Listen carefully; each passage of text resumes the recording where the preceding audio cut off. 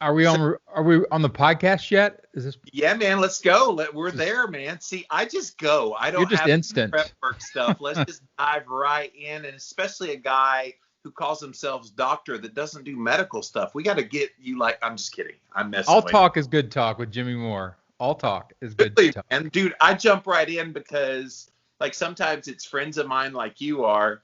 By the way, guys, Dan French. He's from a podcast called Rhetoric Warriors. Go check it out wherever podcasts are heard. You're all over all the formats. I looked you up earlier today. Definitely a great podcast. What's your tagline in there? Something about trying to influence people to use rhetoric and persuade others. In That's thinking. yeah. That's not the zippy version, Jimmy. That's not What's the the zippy slogan version? version. No, it's where America learns to persuade. Where America learns to persuade. Yeah, that's So, it. so you have a doctorate in rhetoric. Yes. I remember I've had you on my shows before, and I'm like, I've never met anybody that has a doctorate in rhetoric. I didn't even know you could do that. It's almost like having a BA in PE. It's like, it seems that way. I know it's not No, true. no, it's completely everybody. I'd say 90% of people when I say that are like, "Is that real?" Yeah, Or is that's like a PhD in bullshit? so, exactly. That's where I was going next is rhetoric as a word almost is a pejorative in our culture. Yep. Oh my gosh, the rhetoric from that politician, or the rhetoric we're hearing about this virus out there, the rhetoric, and so it's almost seemingly a negative. Can you revive the word rhetoric and tell us what you mean? And we're going to talk all about today, you guys, here on Real Talk, all about this idea of persuading other people, because in my space of nutritional health, and you've been in it as well, had a great success story yourself through paleo. You do have persuasion techniques that you can use to try to help turn people to your side, but we're seeing persuasion being used in a negative way. So revive the word rhetoric. Well, let's do a quick. I'll do a quick micro history. So rhetoric was one of the first. It was in the trivium for the ancient Greeks. You had to learn rhetoric, grammar, and I always forget the third one, logic, in order to go on to the higher education. Right? I thought the third one was going to be memory, and you couldn't Might as remember. well be. So you had to learn the trivium. So logic, you had to learn how to think, right? Yeah. And then grammar, you had to learn the language, and then rhetoric is how to use it, right? So it's the oldest. It's one of the oldest PhDs, one of the oldest areas of academic, study. But what happened, like it was basically forced underground during the Middle Ages. The church did not like rhetoric.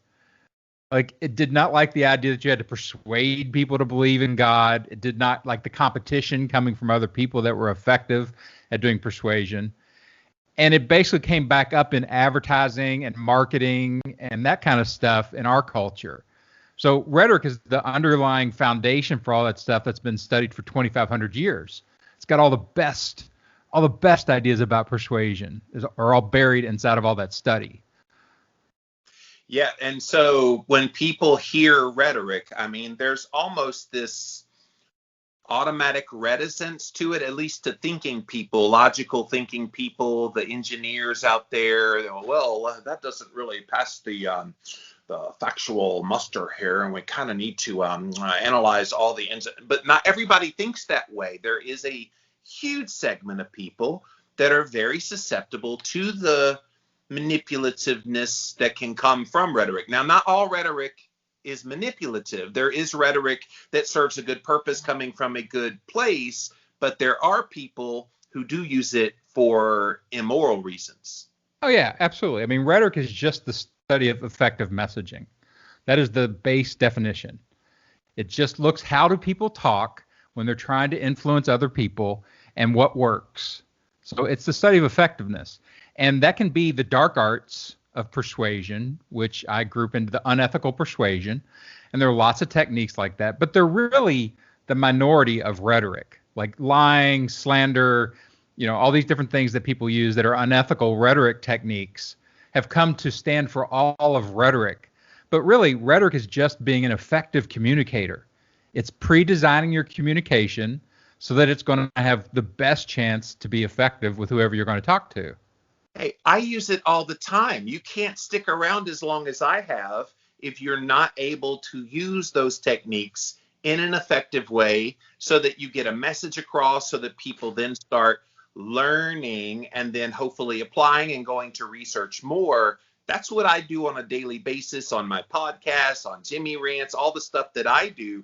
And I have no shame in that. Well, there is no I mean, that's why I said, like, part of this is just re-educating people about what rhetoric is. It's become pejorative. People only ever hear about, the negative uses of rhetoric, so they think that stands for all of rhetoric.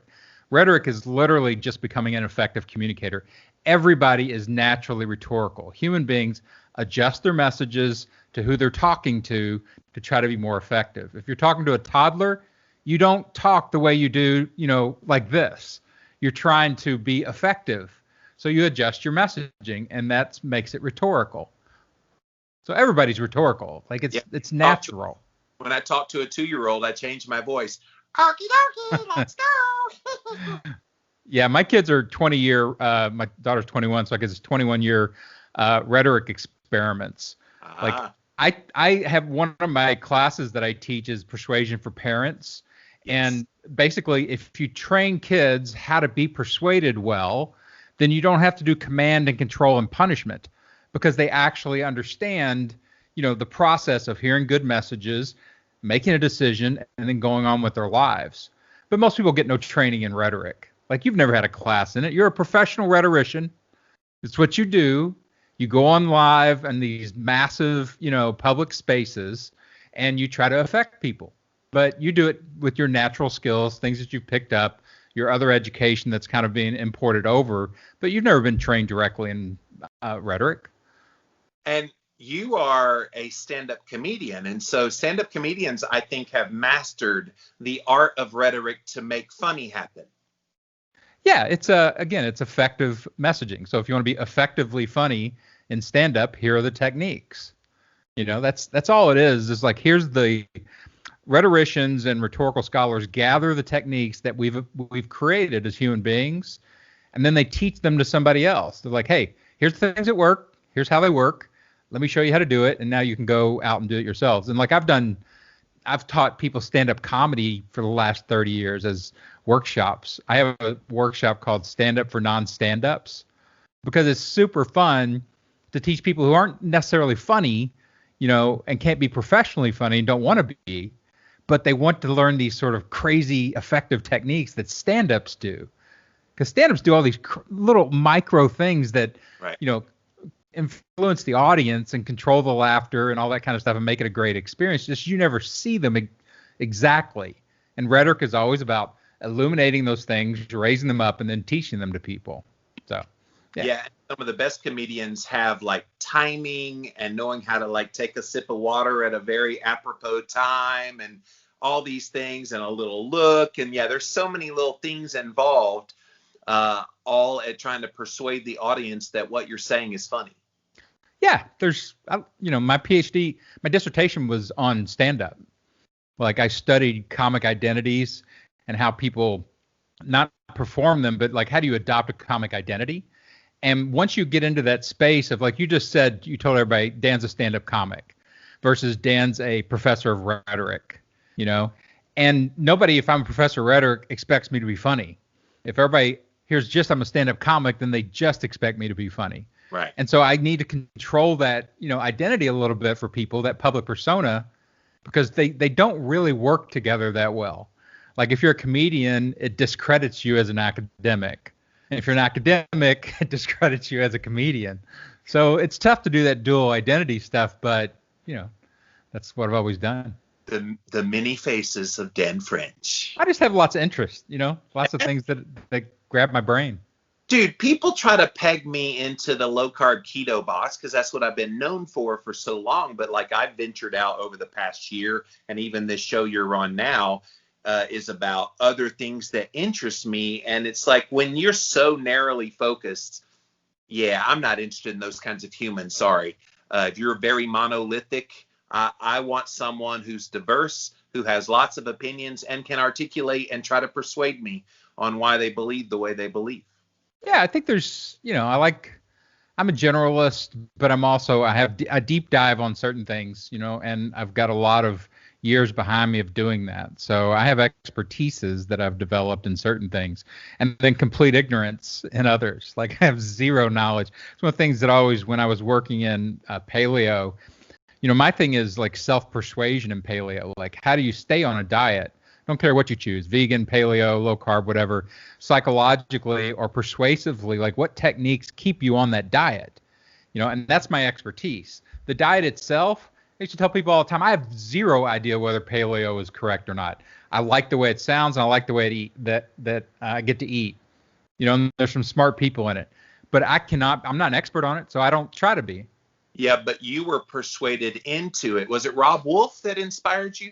Rob Wolf was my first entree. Like I was eating vegan. You talk about McDougal. Like he was the person. Like actually, my trail in was Clinton appearing in the media with, I think it was maybe McDougal or whatever, and said he was now on the McDougal diet. I'm like, well, what the hell is that? And I looked at it. I'm like, that sounds crazy. Not eating meat, or any kind of animal product. I wonder if I can do that. And I did it for 9 months, and I was dating a vegan, and she was a great cook. And like 9 months in, I was like, this doesn't feel right. It didn't fit me culturally. Like I would go to a party with her to like a vegan party. And I'm like, if you're at a party and you look around, you can't figure out if a fight breaks out, whether the men or women would win, something's wrong. That's not the way human beings are supposed to feed themselves. Yes. And so I went just the opposite, and Rob Wolf and Mark Sisson and, Chris Kresser and all those guys, they're much more, into my, like who I am. Rob Wolf's a dude, and it fits me. So. Yes. So it's interesting. Bill Clinton got you into veganism with his association with Dr. John McDougall. I suppose the cult of personality is some form of rhetoric. Oh yeah, absolutely. It's called ethos in Greek. So ethos is persuasion that's based on the character of the person. And if a person, it's the strongest form of rhetoric there is. If you decide that this is a good person, like Rob Wolf, he's great. He's a great communicator and comes across as a really moral human being and like really educated. As soon as you make that judgment, you quit questioning them and you quit questioning their stuff. And that's a dangerous slippery slope, because if you make that assessment about someone, I'm not saying this about Rob, Rob's coolest, I love him, but if you make that assessment about someone and something changes or you missed something in your evaluation, then you can be misled. And that's where we get kind of cult leaders and kind of false teachers come along that lead you down the wrong path.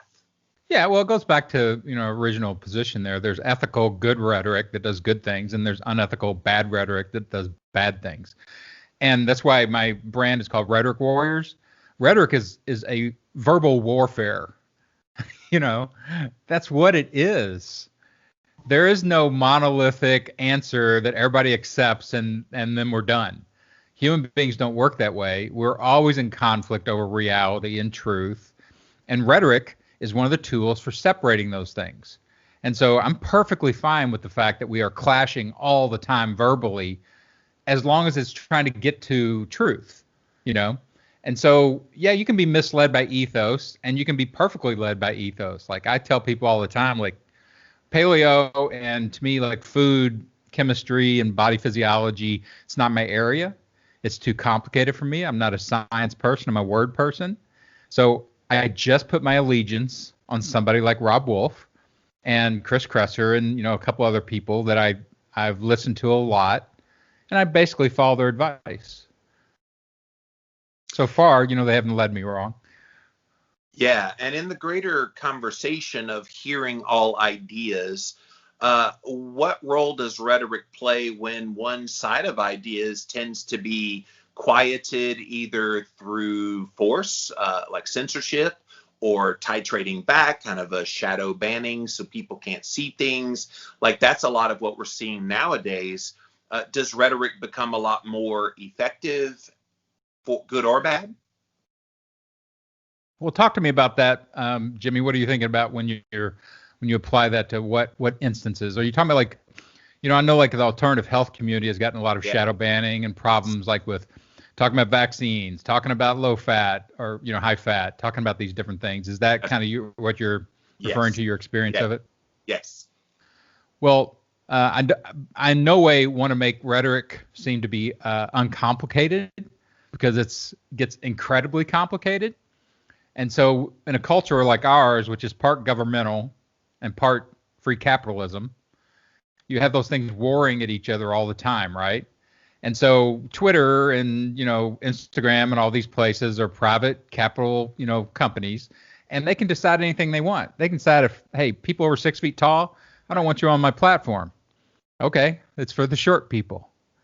And legally and everything, and sort of justifiably within capitalism, it's perfectly fine. So it's not censorship at all. Right, but that's a separate question to what I'm asking. So what I'm asking is, for whatever reason, whether it's rightfully done on social media, like what you're just describing, because yes, they are private companies, although Section 230, there's a little bit of gray area there. But like in general, if one side of an issue is somehow blocked from people being able to hear it, doesn't the rhetoric that comes out of the people they are hearing become much more powerful?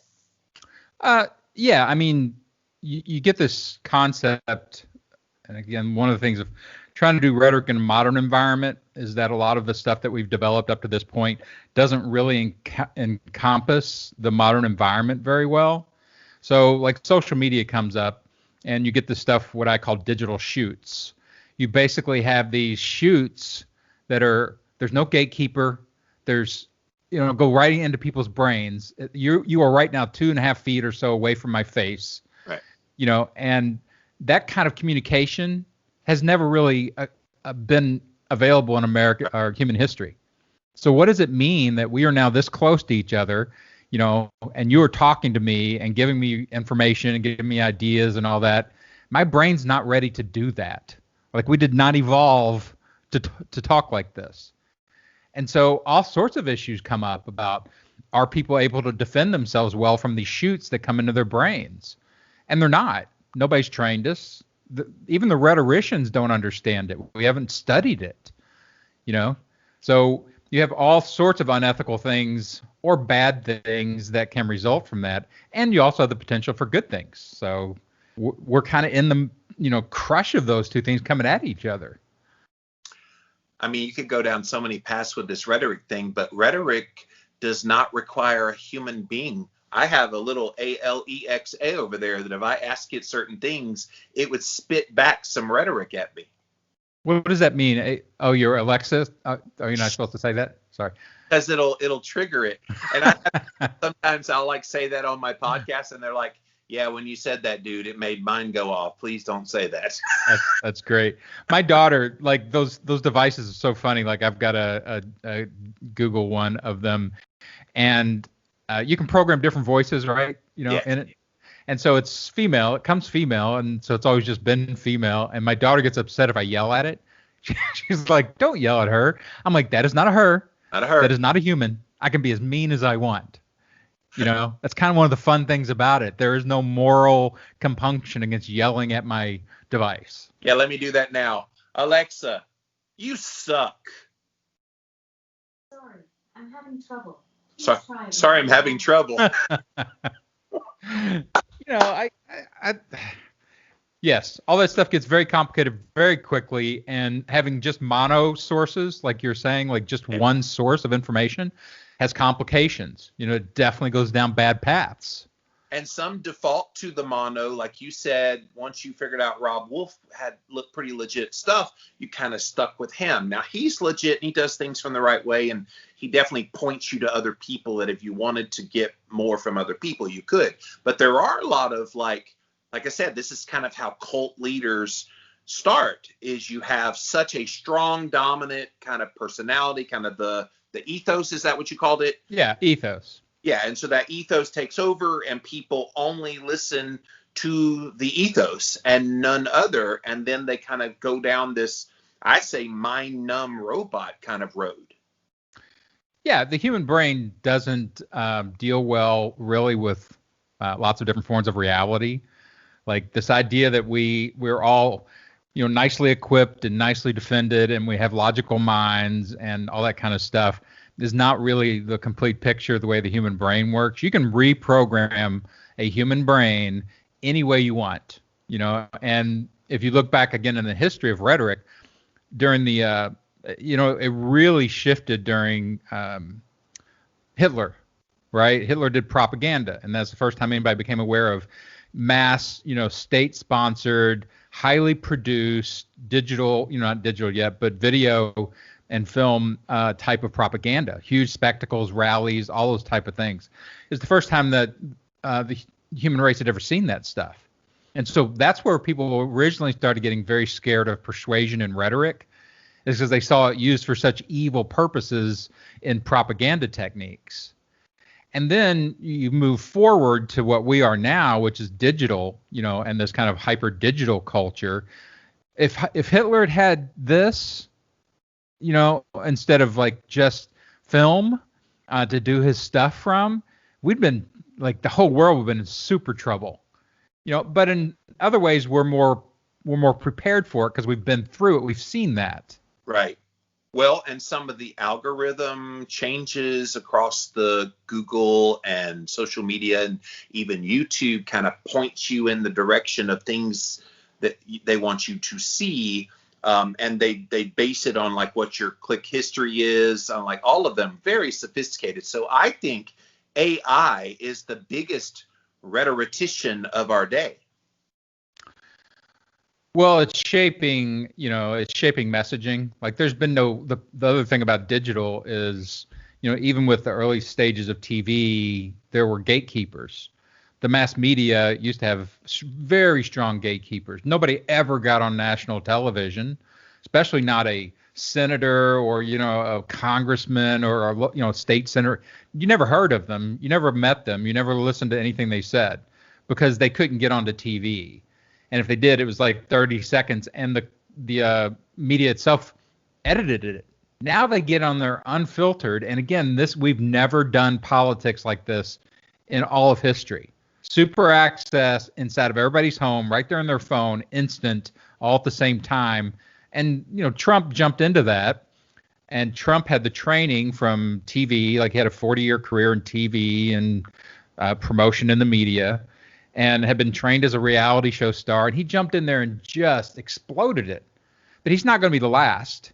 Right. It's just he had skills that are far beyond what politicians had for digital media. And they've all learned from him, and they're following his lead. And like you said, at first TV would not let them on. Well, now you don't even need the television. You can go set up your own platform and bada bing, bada boom, in seconds, get your message out there in all these different places. Like when I do Jimmy Rants, I go live in 3 or 4 different places. I put it on replay in about 4 or 5 different places. Like if you want access to these things, they're out there. This podcast you're on now, it's on audio, it's on video, it's kind of everywhere. And so that instant access to being a purveyor of information, good or bad, is pretty much available to anybody that wants it. Yeah, it sure is. And who has decided, Jimmy, that you're an ethical persuader to allow you to do that? Nobody. I could be the person in the world. You could. Absolutely. Collective wisdom of people that follow those people. And if something doesn't seem right, maybe somebody calls them out on it, and then there's the discussion. And so, yeah, I guess that's a good topic too. Like once rhetoric hits a level of mass appeal, and then that mass appeal isn't exactly the best. Like who gets to be the gatekeeper like the TV networks were back in the day? Well, and that's what you're seeing right now. Everybody's getting very upset because these corporations have decided that politically there's enough cover for them to be the gatekeepers. There's like what happened with the storming of the Capitol was rhetorically, it's what's called big symbol rhetoric. So it's so huge of a symbol that it changes everything. Like there's no way to get past it right away. Like it's so dominant, and it's such an evil, villainous image, and it's so big that it's changed everything. And basically the corporate America, which probably wanted to, change some of Trump's access way before this, Right. Finally had political and persuasive cover for doing it. And that's making a lot of people nervous because they're like, hey, why do you get to decide this? Well, there's a gatekeeper function in communication. It's been abdicated, in digital media. There's no gatekeeper. Do you trust the government to be the gatekeeper? Do you trust the corporations to be the gatekeeper? Do you trust me? I'm a rhetorician. I'll tell you what's ethical and unethical. How about we set up a big tribunal of rhetoricians and they get to be the gatekeepers? Do you trust that? Who do you trust to be the gatekeeper? Do you trust people? Just the general public? They don't even know what's true or not true. You can't get to this information very easily. So who's going to be the gatekeeper?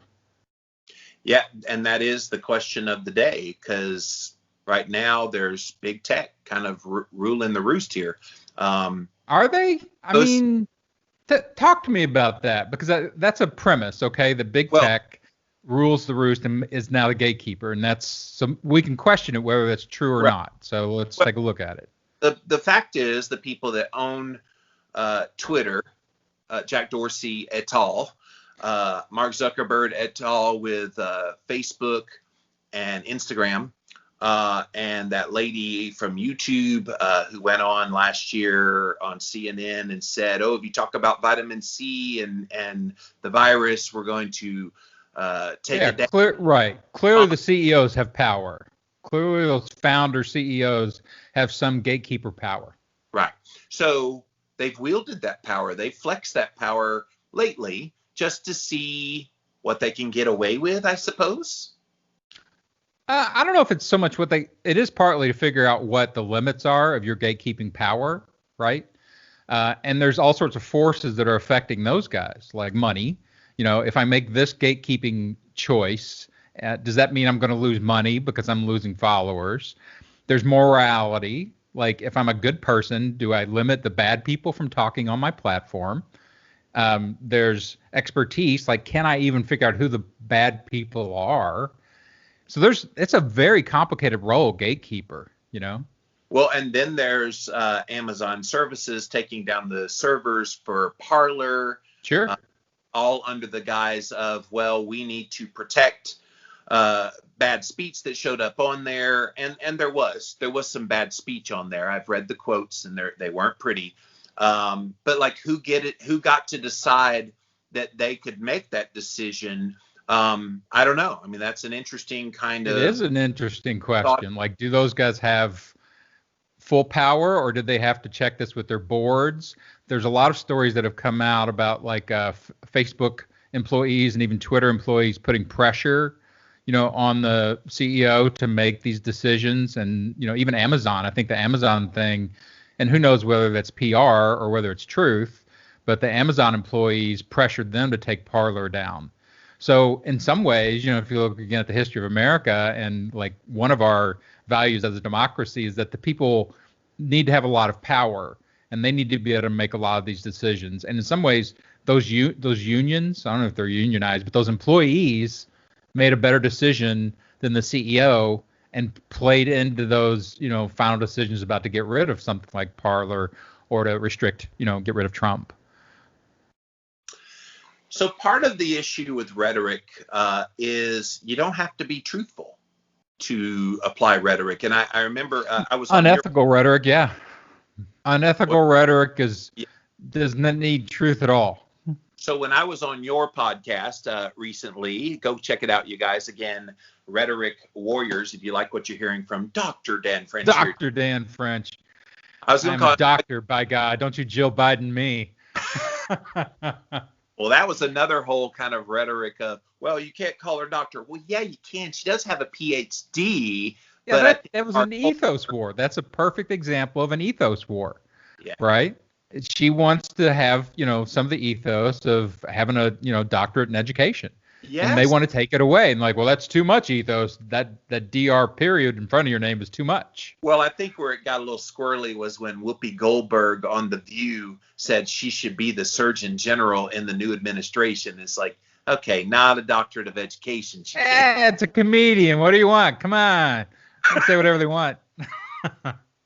Well, she wasn't saying it in a comedic way. I suppose if she did it in that role, she was being real in her talk show host. But I suppose, but yeah, like, who is best at it today, Dan? Who do you think above everybody in the culture today in any realm, entertainment, politics, you name it, anybody, who does rhetoric very, very well and effective from a moral, upstanding way?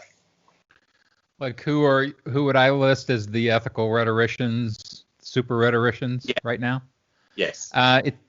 It's easier if we go into, sort of some of the specific industries, because like the ones that get global, like sort of global ethicists would be, and some of them are already dead because they don't survive that long, it seems like. Gandhi, for example, super ethicist. Almost everybody agrees that this was a wonderful human being who was very effective and very strategic and did really good things in the world. And almost nobody, every once in a while you'll see a little ding in his ethos where, he slept with, like, one of the things you can find is that he had kind of weird sexual beliefs within his religion. I don't know if you've seen any of this, but like one of the ways to test his celibacy vow was he would sleep with underage girls, but not have sex with them. He would have them in the room or the bed. Now, this is a story, which means it's rhetoric. Is it true? I have zero idea. And it doesn't matter to me because I'm not really, representing Gandhi at the moment. I'm looking at his rhetorically, he's supercharged as an ethicist. You can go in and start trying to tear that down, which is why this is always rhetoric war. If you have great ethos, the other side needs to tear it down to lower your power. So yeah, let's start with Gandhi. You would have Gandhi on your podcast, right? Oh, sure. I would love to talk to that man, and Mother Teresa for that matter. Yeah, all of them. There's Martin Luther King is another example. Like if you look in history, Einstein is one of those guys that universally, seems to have achieved ethical ethos. Everybody believes he's a good person and a super talented, valuable person. How about Billy Graham? I think he was at the time, within the Christian, community, and even outside of that, because he moved into politics and started doing, meeting with presidents. And, if you go back, and I remember growing up with Billy Graham and my Baptist grandparents watching him, on TV, and he was an ethicist. The things that he tended to value and uphold were very humanistic, about treating people well and all that stuff. He wrapped it within Christian rhetoric, but it was very clear that he was, trying to do good in the world. Yes. So I would say he probably achieved he's not a Gandhi level, but he's got some pretty good background there. And Jimmy Moore, of course, one of the super ethicists in the world. Absolutely unassailable in any way. So I suppose if you go back in history, Jesus would fall in that same category. Sure. Like all the great religious, figures, Muhammad, Jesus, Buddha, all those people, they reach up to supernatural ethos, which is a whole other thing. Like if you look at religion, essentially, like all the characters within religions, that sort of drive religions are super ethos people. Like God is this idea, like at least traditionally, male, older, super powerful, omniscient, all these ethos factors, but he's got to be described sort of as a human being in order for people to really understand it.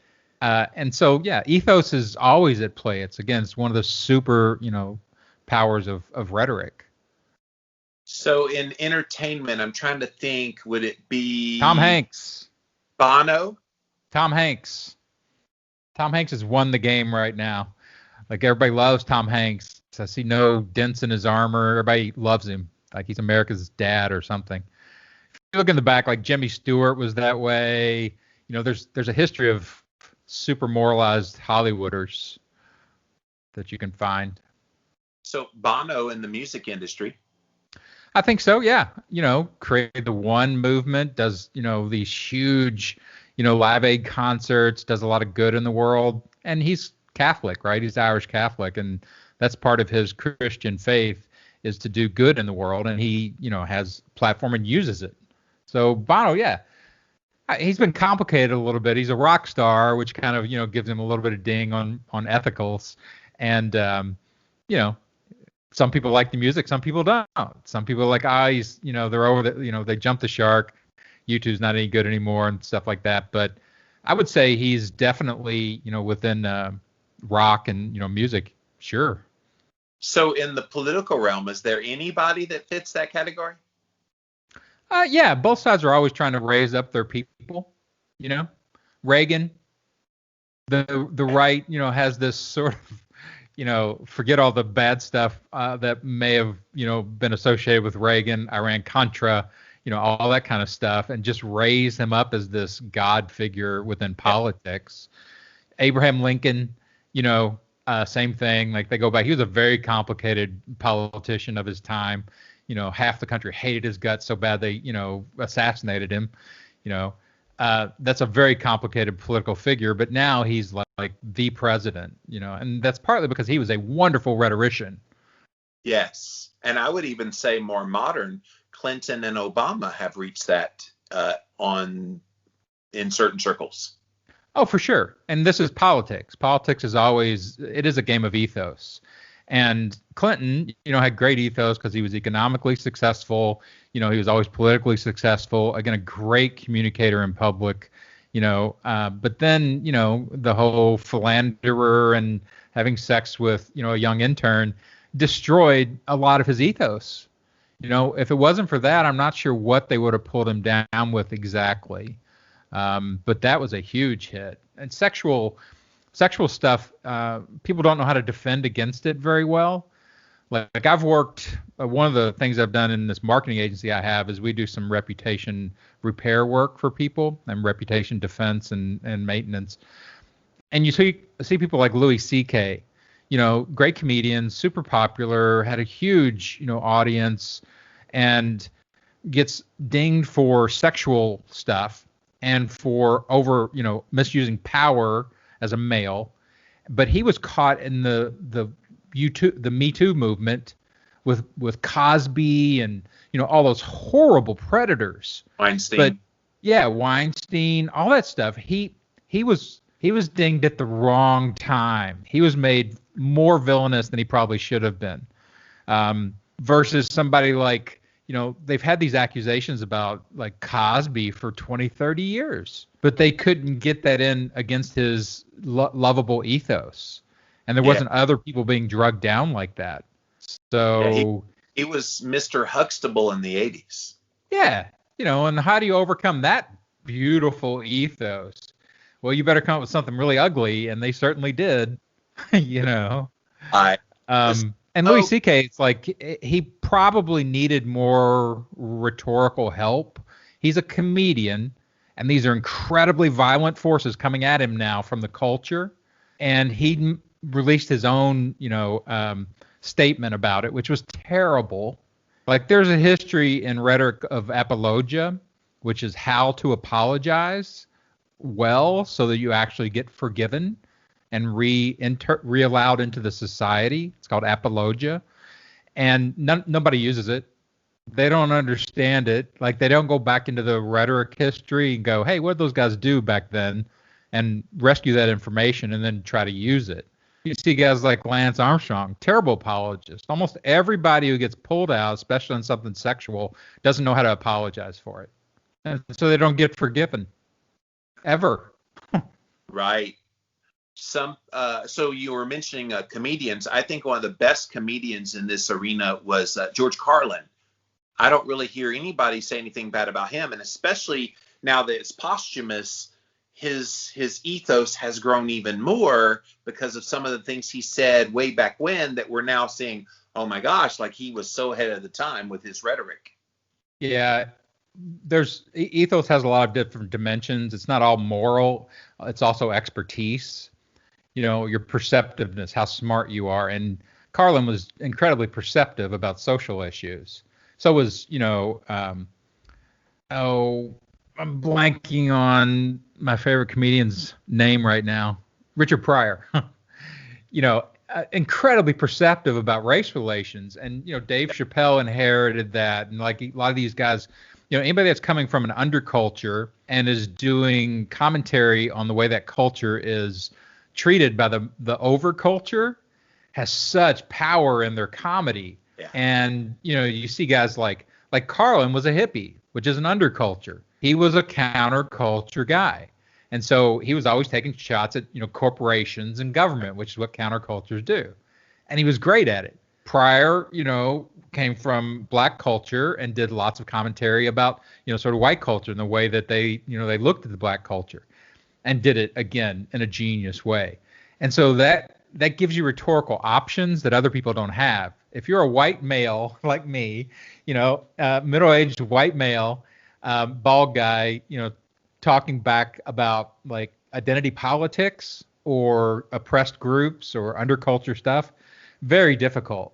You can still do it. Guys like Bill Burr get away with it by being intellectual about it, and trying to make a good point that's useful. But it's not my area and it's not my expertise, and I could think about it and probably have something to say, but I'd rather listen to the people who are actually experts in it and living it. And, like Chappelle has amazing, perspective on this stuff that I would never be able to get to. So I love that stuff. I love to hear great rhetoricians, talking about their expertise, in eloquent ways, which is, again, sort of why Lincoln was the favorite president of ever. He's the most eloquent president ever. What a beautiful rhetorician. He can make you remember 87 years. Like, he made that into an unforgettable piece of rhetoric. Yeah, four score and 7 years ago. That's a perfect demonstration of the difference in being sort of expressive, which is, hey, 87 years ago, and rhetorical, which is, I'm going to make this beautiful, memorable, and powerful. 4 and 7 years ago, where people are like, what's a score? How many years is that? We all had to memorize that. Gorgeous rhetoric. How do you beat that? A number. Speaking of Richard Pryor, there's one bit he did, and it's a gross bit, but it's one that has stuck with me. I remember watching it as a kid, the one where he talks about toilet paper, how much toilet paper, those shits where you wipe and there's nothing, then there's some you have to just keep wiping, like something like 100 things of toilet paper. Like, that's the one that I remember. That's the one you remember, sure. I can see that living on in a kid's brain, right? Come on, that's right to the core of their experience. Hey, potty humor is good rhetoric, man. Yeah, it is. I mean, again, human beings aren't all urbane and abstract and whatever. We're also bodies, and a lot of comedy explores that stuff, and it's powerful comedy. So, Dan, what is the key to persuasion? How do you best persuade people coming from various backgrounds, various kind of ways they think? I would think one set of rhetoric wouldn't work universally on all people, so you would have to adjust it even within the rhetoric you're doing multiple times to reach the biggest audience. Yeah, rhetoric's complicated. That's why I got a bunch of taglines because I like to write taglines. One of them is complicated times require sophisticated techniques. And that's what's happened. These are very complicated times, public communication, how it blends down into private communication. Again, never happened before in human history. We don't know how it works or how to defend against it. And so you have to be able to adapt. You with your podcast, like, I know I've seen just a little bit of this chatter online when I was just looking, up your stuff to interview you for my podcast, that when you go from sort of taking on Western med and the dominant Western culture on food, and their ways of doing, low carb is dangerous, and you say, well, there's a tradition, huge set of evidence in there that you've given us bad advice for a long time, and it's killed a lot of people. Like, okay, great, yeah, people can do that.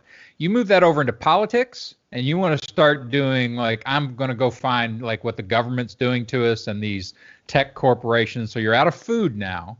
You move it over into political issues, and you're going to start getting blowback that you've never seen before.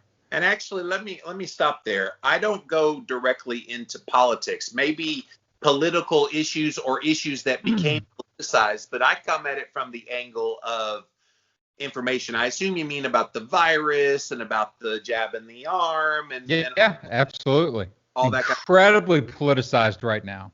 Right, but my angle isn't political, even though those issues are.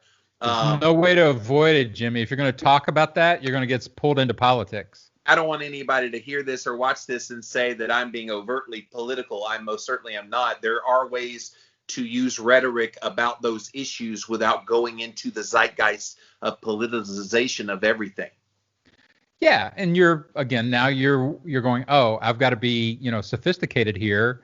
I've got to walk a certain line, like even what you just did there about trying to avoid use certain words, because those words will trigger the gatekeepers and will cause you problems. So now you are being hyper rhetorical in how you talk. Yep. Because you're like, oh, I know the outcomes I don't want. I know the outcomes I do want. And I'm going to adjust my messaging to that. That's why I said rhetoric is natural to human beings. What hasn't happened, though, is most people don't have formal training in it, so they don't get super sophisticated with it. Now, if you work in public like you have, then you're going to get more and more sophisticated through trial and error and the fact that you're a thinking human being and you see what happens. You're like, oh, I'm going to adjust, and make some changes so that I can get the effects I want. But it's natural to human beings to try to talk in ways that get them what they want. There's no way to go through life without doing that. Otherwise, you're, constantly pissing people off and, causing yourself trouble with the way you talk, which is what comedians do, by the way. Like, comedians get oppressed because if you're naturally comic and you want to talk that way at your job, there's severe limits. And if you go outside of those limits, you get, dinged, you get punished, you get fired. The same way, us talking here in public, if we say certain things, whether we're well-meaning or trying to be informative or whatever, we're going to get crushed. That it's so easy to crush people for misstatements or bad statements that you avoid those. And so you're being rhetorical. So when you ask me, like, what is the, most persuasive way, like, don't you have to change? Absolutely, you have to change. Different things work in different places for different audiences, and it gets very complicated, which means you should get training in it. So go take a course at my website. Yeah, so I was going to go there next. So you do have a whole course on this. You were very gracious, since I was a guest on your podcast, to offer that to me. So thank you for the free gift, by the way. But Rhetoric Warriors is your podcast. What's your website where people can learn about your rhetoric course? It's rhetoricwarriors.com. And if you go there, we're getting ready to reissue the course pages. I have 2 courses up right now. One is Master Course in Modern Persuasion, and it's 25 weeks of training for $25. It's $1 a week. I want people to buy this. That's my thing. Like, people sell these courses, they try to sell them for like, $699 and things. And I'm like, yeah. I want people to actually take this. Right. And then the second one, is Convert One Conservative. That's my course, like how to convert a conservative. And so that's one of the things that liberals are challenged with right now. They look at the 74 million people that voted for Trump. They look at the MAGA movement. They look at, the insurrection movement, and they don't like it. And I'm like, okay, fine. You're in America. Learn how to persuade those people. If you don't like something they're doing, then learn how to persuade them. That's the game. It's not about harassing them or hating them or anything like that. It's persuading them. But is that possible, you think, in this culture that's so electrified right now? And of course, it's hyper electrified because of all the recent events that have happened. But do you think that's truly possible with the environment we're in today? It seems to me we've kind of opened some sort of a Pandora's box where persuading people that are in that kind of environment is next to impossible. In fact, give us a little sample of some of the persuasion techniques. Yeah, and it's not just conservatives, by the way. The next class that I'll release is, how to convert millennials or the far left, because what happens is communities get hyper activated. This is one of the things that is possible with human beings. In the middle, you have a moderation, so you're not emotionally pinged all the time. You're not in this hyper reactive, emotionality. But on the edges, in the margins of things, people are incredibly activated emotionally. And once you get in that state, it becomes very, very difficult for you to not act, for you to just sit there and be like, it'll be okay, and to be laid back. So you see people do things like go out and to protests on both sides. Black Lives Matter is a great example of this, of people that they're like, hey, this has been going on, ever since you drug black people to this country and made us slaves. And like there was a thing today I saw where a black intellectual was talking about, hey, all the stuff about Lincoln, about freeing the slaves. Once he did that, he paid all the slave owners for those slaves. That was the reparations. He didn't pay the slaves, and so when you look at that stuff, you're like, yeah, I'm sure that's a very hyper activated community. You can see why they would protest. And on the right, with the stuff about like the election, if you've been told over and over again, there's good evidence for this election being rigged, it's going to hyperactivate you. So that's what you start with, that these are emotionally hyperactivated communities. And you can't go right at an emotionally hyperactivated person. This with little kids. Like if a kid's hungry and grouchy and tired, talking to them, that's a bad idea. What do you have to do? You have to feed them. You have to get them to rest, and then you can have a conversation. Show them a little bit of video of Barney. Yeah, it's something to calm them down.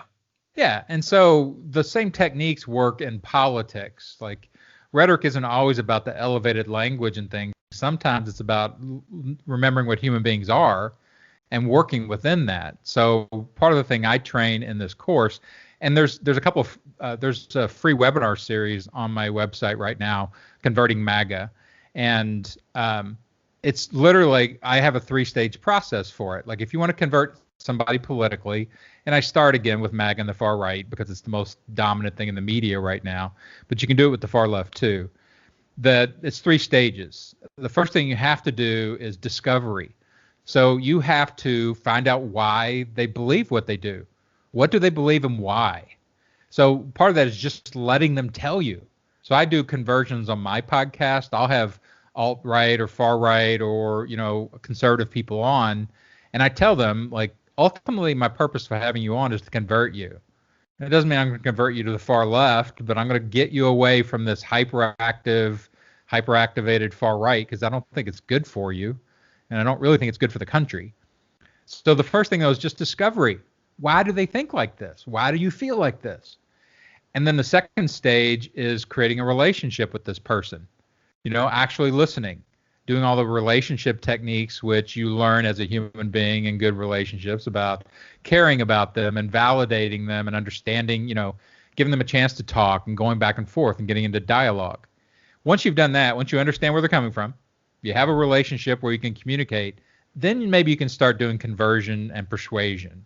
But everybody just wants to jump right to the third stage. Yeah. For people that are hyperactivated, that don't trust them, and you're not going to be effective. So learn how to do the first 2 stages, and then maybe you can have some, effect on people.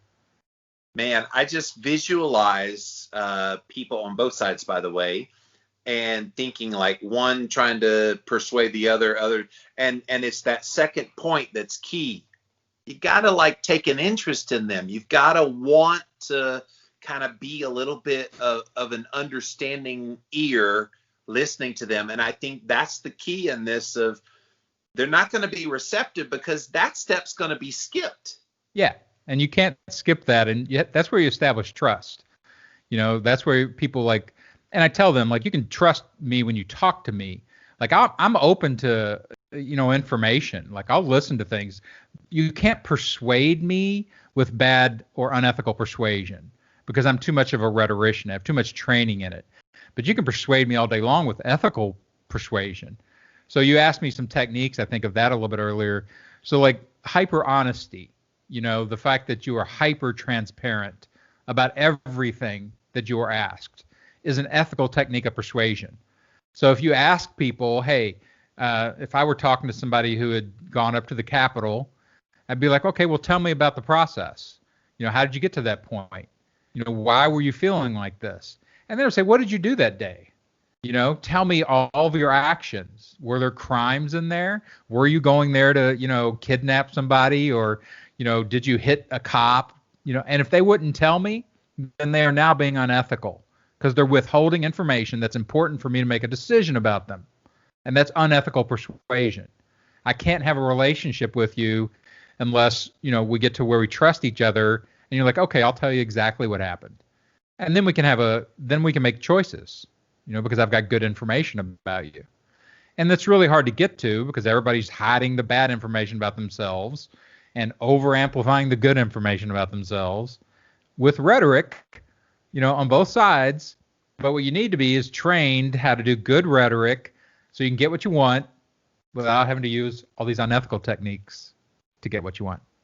Social media has made us be using rhetoric, something we're not. Most people on social media I get nauseated by because I don't know anything about them. And I'm talking about even in my space of nutritional health. Sure. I see a little bit of vulnerability. I want to see when you messed up and you had some cookies. I want to see that you're struggling and you gained weight. All I see is this, oh, look how perfect we are. Yeah. We eat keto and carnivore, and oh, wow, we're all happy. And look at this recipe and la, la, la, la, la. And I'm like, that's some fucked up rhetoric. Yeah, and that's a tough rhetoric for people. Like it's one of the reasons why, I have a one-person show about, losing 125 pounds, and I'm going to re-record it and release it on the website at some point. But it's called Escaping the Fat Trap, because America traps people in obesity. It does it with stuff like that, where instead of saying, hey, losing a pound a week or 2 pounds a month will get you there too. It's like, no, I want that. I want that body right there. I want it fast. And if I don't get it, I get discouraged and my feelings get hurt and I lose my motivation. And well, that's a horrible way to help people. Yes. So. Well, Dan French, Dr. Dan French, go check him out, you guys. Rhetoric Warriors is the name of his podcast. Go to rhetoricwarriors.com.